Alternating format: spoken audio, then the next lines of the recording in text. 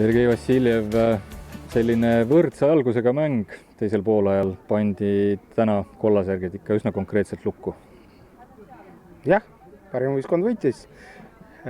Põlvari oli sellis paremini ja mängis hästi kontrate peale ja kaitses jäime hätta. Ise kahjuks rünnakuks jäime lahjaks ja tugevam võistkond võitis. Ründejõudu oli sul täna päris kõvasti peal. Põlva oli lihtsalt nii palju efektiivne, et sealt ei andnud täna midagi välja pigistada.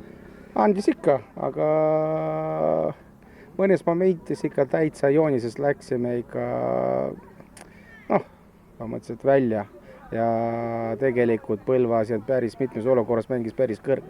Seal kaitseliini taha oli ruumi küll ja meil on kiirründaja, aga paraku mugavad ja korralikud palli ei tulnud sinna.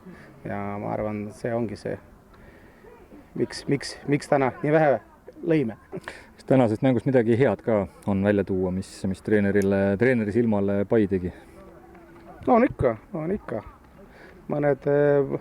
Mõned välja mängitud, hästi välja mängitud momentid ikka on, jah. Aga kodutööd on ikka rohkem.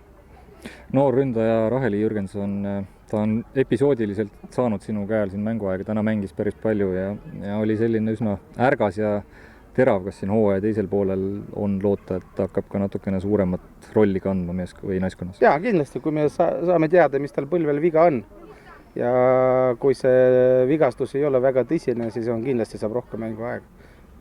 Kindel see. Lootusega nüüd on mängud 1-1 ehk et kevadringis 2-0 võit võõrsilt ja nüüd selline allajäämine kodust. Millised need järgmised kohtumised? Võrdsed. Võrdsed. Ja, mitte siis ainult lootusega, vaid kui vaadata kalendrisse, siis mängida on ju palju veel tegelikult. No loodame paar nädalat veel jääb aega meil ja me saame võib-olla ehk oma kaitseliini ja väravaheid tagasi.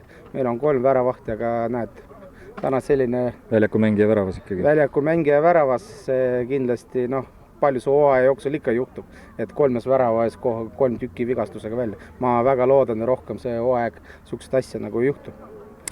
Tüma Serka ja jõudu tööle! Tänud.